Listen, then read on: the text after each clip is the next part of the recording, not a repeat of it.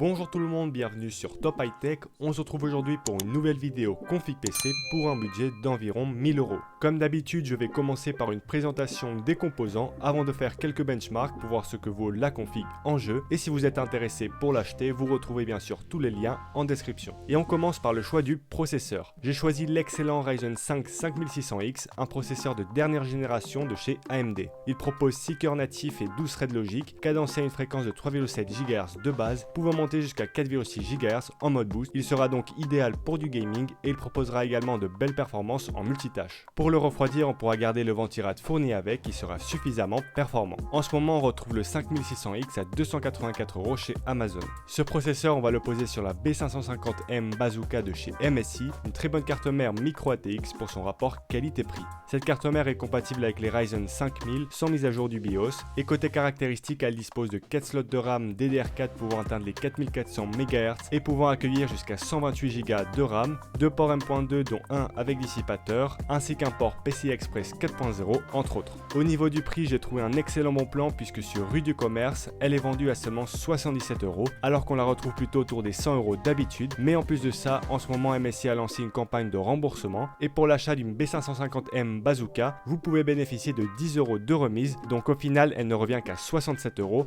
une véritable affaire. Au niveau de la RAM maintenant, pour du gaming on va s'orienter vers du 16 Go et notamment les Vengeances de chez Corsair que j'ai trouvé à très bon prix chez Amazon.de. Ce sont deux barrettes de 8 Go cadencées à 3600 MHz et vendues à seulement 69 €. Pour ceux qui préfèrent acheter en France, je n'ai pas trouvé moins cher que les Ballistics pour du 3200 MHz. Les rouges sont vendus à 79 € chez Amazon. Côté stockage, prenez ce dont vous avez besoin en termes de capacité. Au minimum, je vous conseille de prendre 500 Go et notamment le SSD M.2 NVMe P2 de chez Crucial, un bon SSD avec une vitesse de lecture de 2300 MO par seconde et une vitesse d'écriture de 940 MO par seconde qu'on retrouve en ce moment à 44 € chez Cdiscount avec le code promo SEPT. Pour le choix de l'alimentation, j'ai opté pour une alimentation 650 watts certifiée 80 plus bronze de chez Corsair qui sera parfaite niveau puissance pour cette config et qui est vendue avec le boîtier Carbide 275R toujours de chez Corsair. Le tout est vendu à 82 € en ce moment chez Cdiscount avec le même code promo SEPT. Et finalement arrive le choix de la carte graphique, un choix toujours aussi compliqué puisque les prix des GPU sont toujours aussi élevés. Mais avec un peu de patience et en cherchant bien, on finit toujours par trouver des prix plus ou moins corrects, comme ici chez Infoteam.